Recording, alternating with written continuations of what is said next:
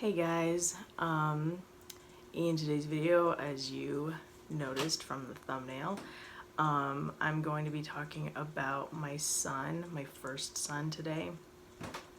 This is going to be a hard video for me to record. I've always wanted to be able to share my story about him, but it can just be kind of hard and emotional talking about things like this, especially on camera. I also wanted to mention I am going to share pictures of our son and everything, but I'll wait till the very end. So if any of you don't feel like seeing pictures of a baby who has passed away, I completely understand.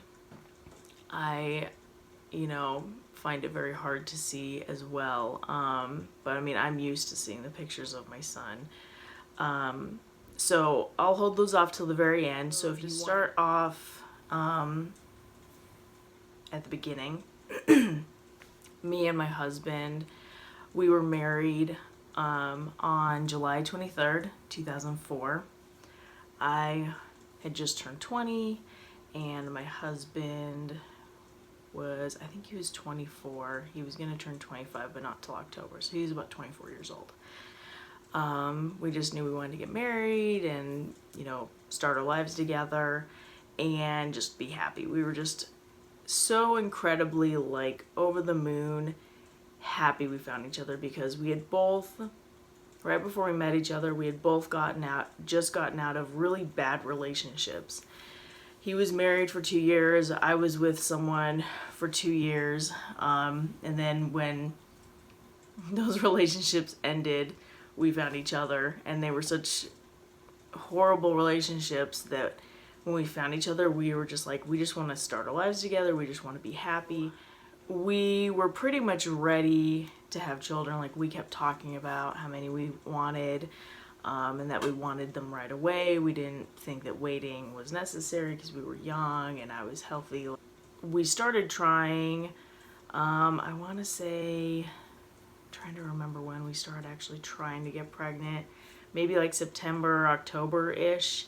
But then we actually got sorry if I look down, it's because I wrote notes, because I had to actually, so I am an avid journal writer. I have been keeping journals since I was 8 years old, and still doing it. So whenever I need to remember things, it's really nice to be able to look back at those journals. So I had to refer back to my journals for dates and things, because my memory's kind of foggy. I mean, this was 13 years ago, so yeah. So it was, let's see, so November 30th was when I got a positive pregnancy test. But before that, I was definitely having all the symptoms, and even though I had never been pregnant, I knew I felt weird and different, and I knew something was up. And when I was able to go to the doctor, they confirmed that I was pregnant, and I was about 7 or 8 weeks along in my pregnancy. And the beginning of this pregnancy was pretty hard. I threw up a lot, which this happens with every pregnancy. But going through the first time was just very stressful, because I was like, is this normal? Am I dying? So skip forward to when we were gonna find out the sex of the baby, because we are not patient people, and we knew we wanted to find out as soon as we were able to find out. So we went to my checkup. I'm assuming it was probably my 20-week checkup, so that's usually when you find out the sex of the baby. So we're so excited. We're like, oh, is this going to be, because we already had our names picked out, and we knew that, and I really wanted a boy personally. I know my husband really wanted, we both wanted a boy basically, really bad. So we're in the ultrasound room getting checked out, and the ultrasound technician was very quiet, and it was kind of stressing us out. She's like, I can't find something. She's like, something isn't right. And when people act like something isn't right in an ultrasound, that's not really a good thing. But she didn't tell us anything. She didn't say that anything was wrong per se, but we found out we were having a boy, and we were just thrilled. Like, we were so happy. We were gonna have our, our little boy. And so we went, but something she said was, she was like, there's something like kind of weird that I can't quite pinpoint. And now looking back, I know that she was just sugarcoating it for us. And the ultrasound machines were so, they were not good quality back then. And so she was like, I'm going to have to send you to another place to go to where they have a better ultrasound machine, just to make sure everything's okay, because I'm finding things that are kind of like weird. So we'll send you to a specialist with a better machine. So then on February 25th, and this was in 2005, getting closer to when he was born, someone just started their lawnmower. I hope that's not too loud in the video. Anyways, so we went in to the specialist. They sent us to a specialist to get another ultrasound and to figure out what was going on with the baby. So we were kind of nervous, but we were kind of naive at the time too. We were like, oh, everything will be fine. Nothing's gonna be wrong. It's, you just kind of have that like, why would anything bad happen type of mindset when nothing bad has happened before. So we go in and they take several pictures, and they didn't talk to us a whole lot while they were examining him, but then they had us, it was a heart specialist that came in, and they said it was something with his heart. And we were like, oh, okay, like that's weird. So then they take us to the room where they can talk to us clearly about what's going on. And we got pretty much the worst news you can get as a parent or as a pregnant woman. They told us that our son had a condition called hypoplastic left heart syndrome. And I'm not a doctor or anything, but kind of what I gathered when they were explaining it is just that it's just a heart abnormality, and it causes not enough blood to be pumped through the body, and so it kind of can make the brain underdeveloped, and the baby can usually tend to be smaller. And they basically told us that our odds of having a healthy living baby was very, very low. They told us that either I will miscarry the baby, or he will pass away, probably be like stillborn, or he could possibly live like a few months to a year after being born and then pass away. But they said anything past that, there's no way he will survive that. And the doctor who was talking to us was literally like the top heart specialist in the area, and he said of all of the children that he has seen with this condition, there was only one that lived to be an adult, and that person had a lot of health problems like their entire lives, but just one. There weren't any other cases that he knew of that he treated of anyone surviving this. So that was pretty hard.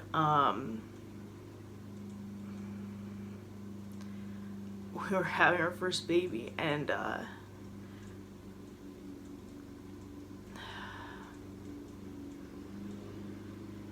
yet we weren't having a baby. Fast forward a little bit. Once I got past the sick part of the pregnancy,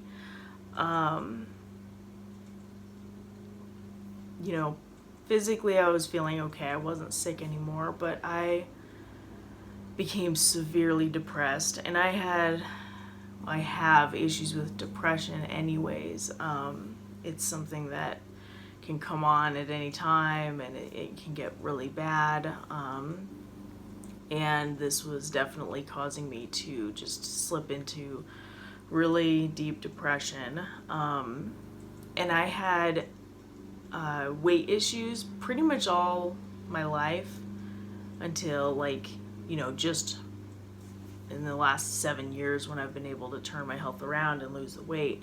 But back then, like, I didn't know anything about health or good foods to eat or anything. I just pretty much just was addicted to food. So, and I'll share some pictures of what I looked like, but because I was so depressed, I kind of went to food as comfort, and I gained a lot of weight.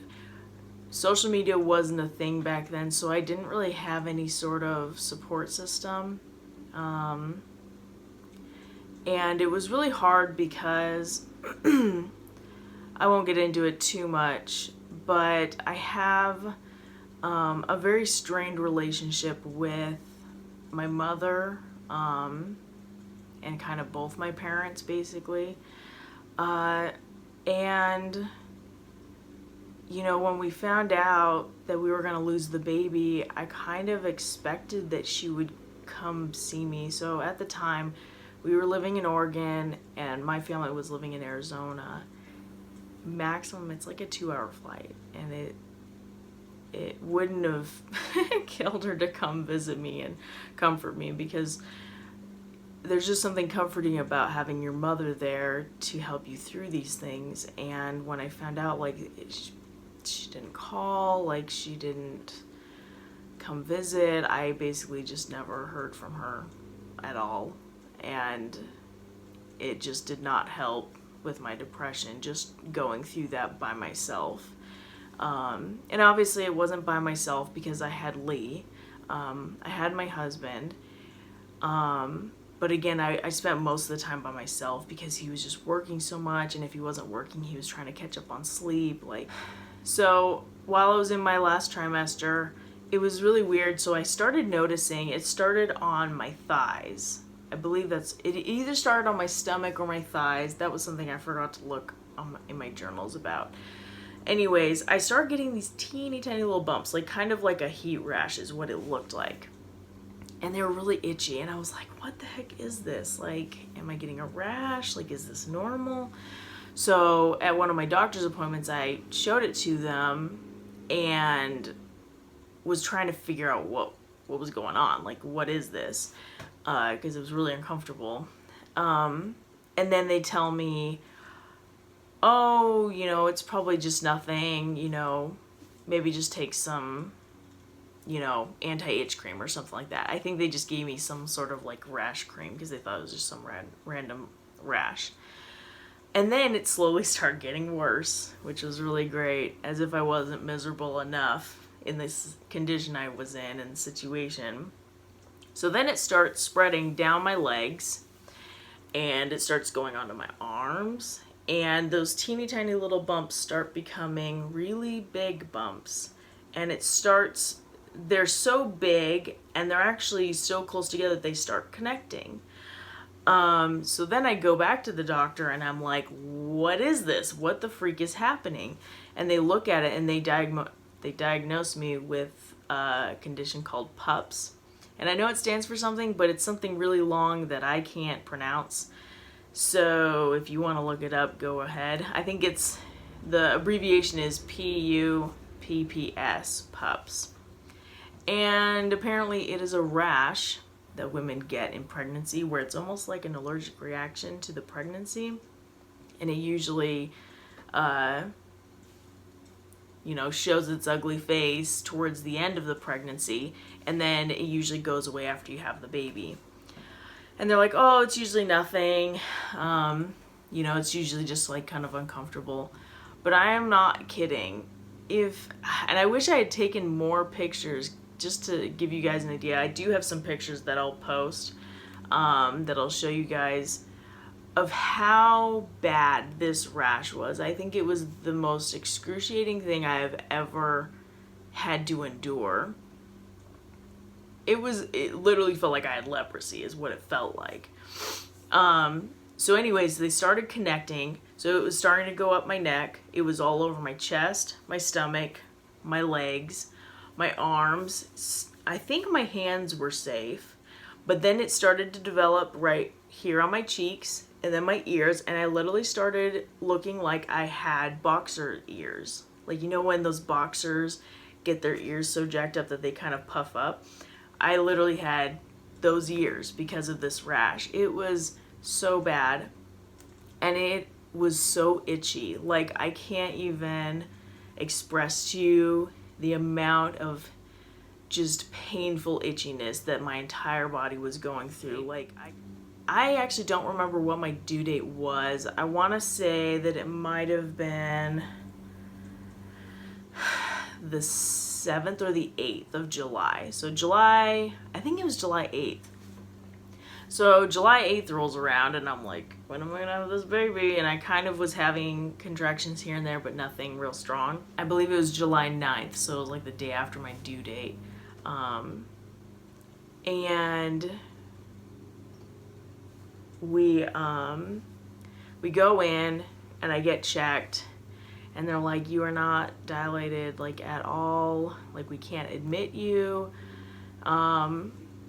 But then the doctor comes in and he's like, okay, you have two options. He's like, either you can be admitted today and we'll start inducing you. We'll start the induction process. Or you could wait a few days till your next appointment when you're supposed to see your doctor anyways, and you can schedule an induction. And I looked at my husband and I was just like, I just want this baby out of me. Like, I'm so miserable. I just want this over with. And he was just like, no, we're not leaving. You're going to induce her today. We're going to get this done. We're going to just start the process. And they started the Pitocin and things like that. And once the contractions got really bad, I wanted to get an epidural. Then the next day rolls around, July 10th. And my epidural all of a sudden stops working. I am completely numb on one side of my body and I can feel everything on the other side of my body. And I'm just miserable and the Pitocin is making my contractions so strong and I'm still not dilated. Okay, we might just have to reposition and like redo the epidural. And I'm like, yay. So I'm like, fine, whatever. So I'm like in so much pain, I'm itching, I'm just so miserable, and they are redoing my epidural, and I'm exhausted at this point, like so exhausted. So they redo my epidural, everything's good. Later that night, it was July 10th, that night, one of the times that they came in and they checked for the baby's heart rate, so the nurse comes in, and she's checking for the baby's heartbeat. And she's having a really hard time finding the heartbeat. And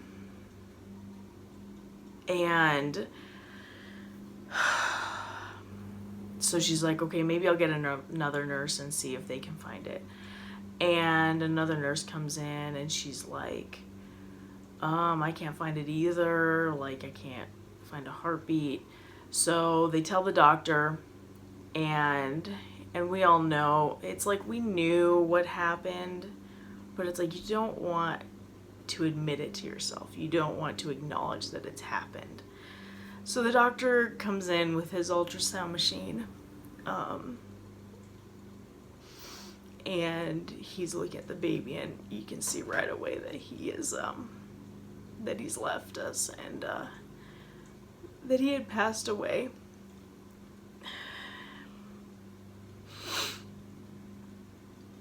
And it's like, even though we knew what was most likely going to be the outcome of this pregnancy, them confirming that he had officially passed away was the most heart-wrenching thing that's ever happened in my whole life. I pretty much screamed in anguish. I was so heartbroken. it hurt so bad to know that my baby had died. And I hadn't even been able to see him yet.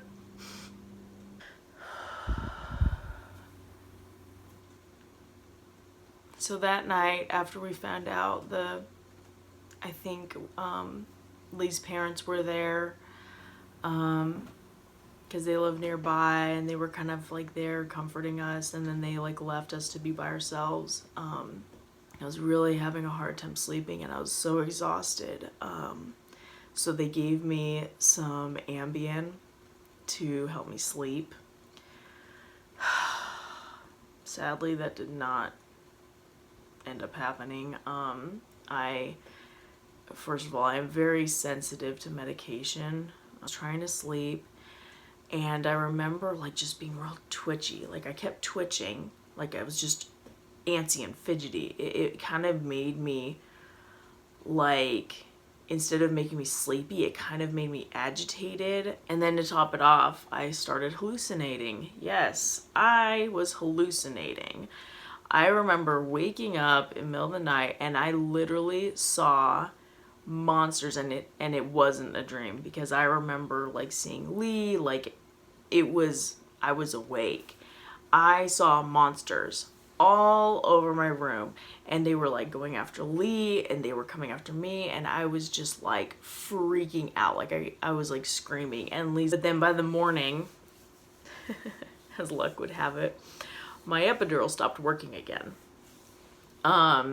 So since my epidural stopped working again, they wanted to reinstall it. So this was literally my third time getting an epidural. This time they gave me Benadryl to help me sleep, and that helped a lot better.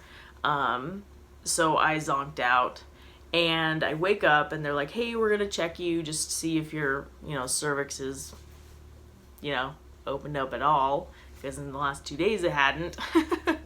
And all of a sudden they were like, hey, you're ready to have the baby. And I'm like, what? And they were like, yeah, you're 10 centimeters dilated. So this was July 11th. When he was born, he was 4 pounds, 12 ounces. And I cannot remember. I forgot to look. I can't remember how many inches long he was.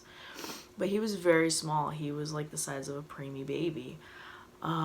So it only took like a few pushes to get him out. And he was out. And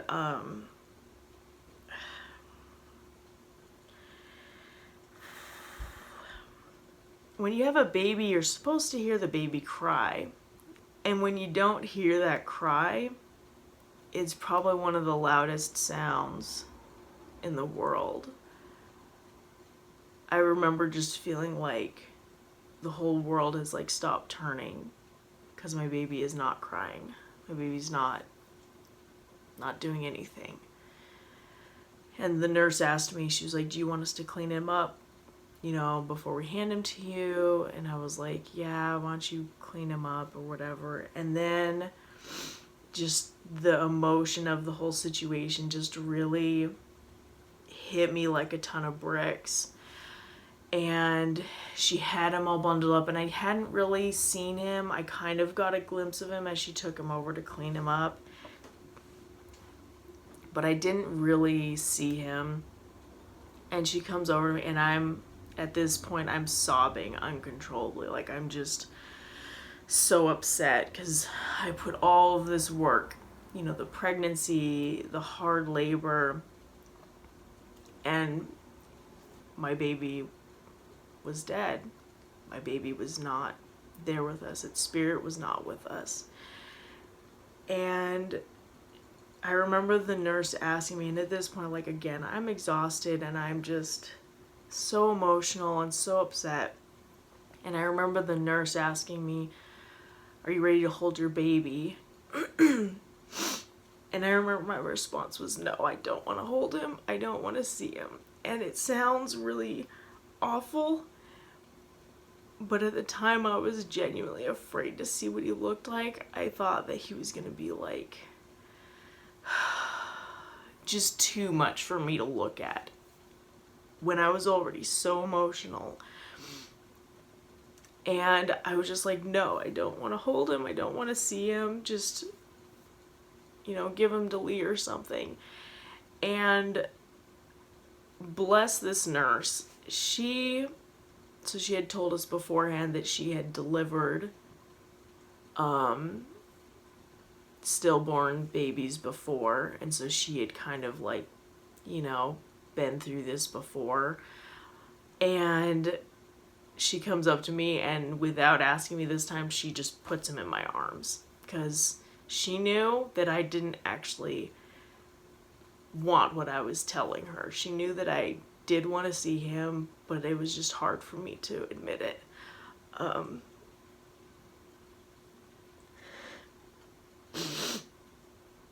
When she hands him to me, I remember thinking he was the most beautiful baby I'd ever seen.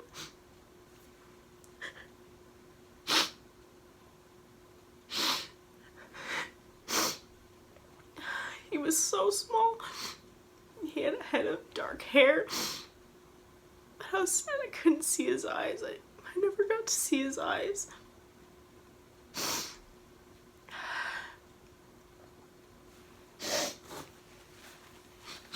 It was sad because his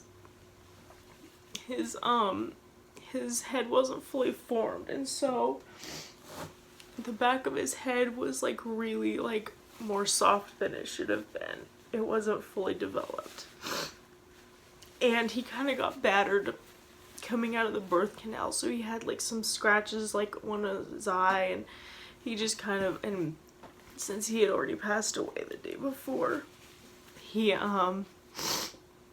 was, you know, purple and, you know, not colored normal. And even though it was hard seeing him like that, I was glad, because this is the only chance I'm gonna have to hold my baby.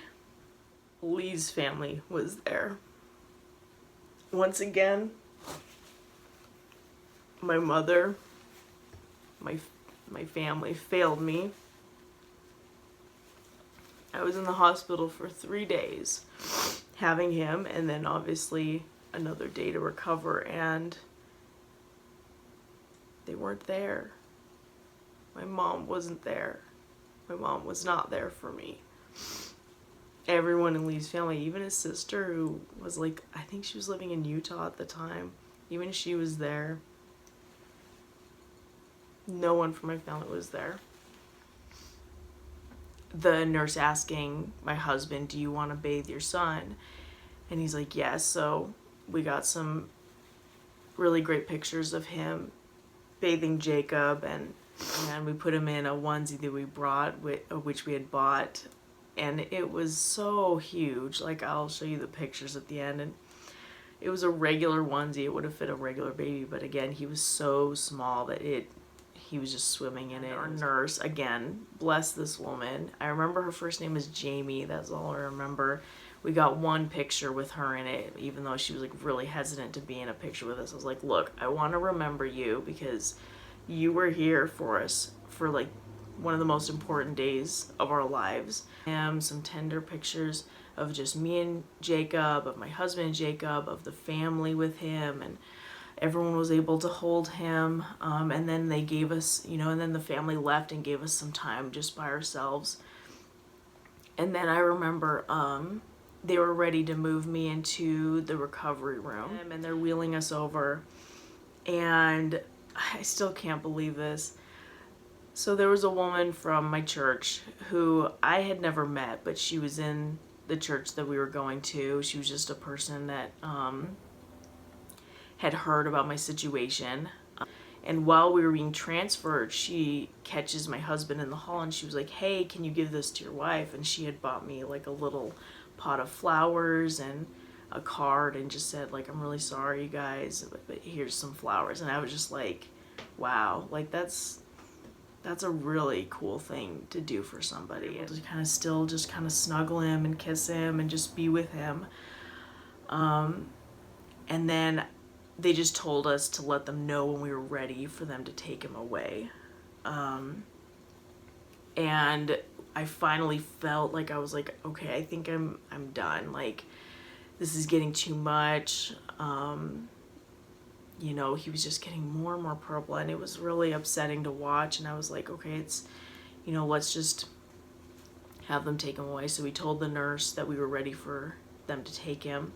So again, I told you that our wedding day was July 23rd.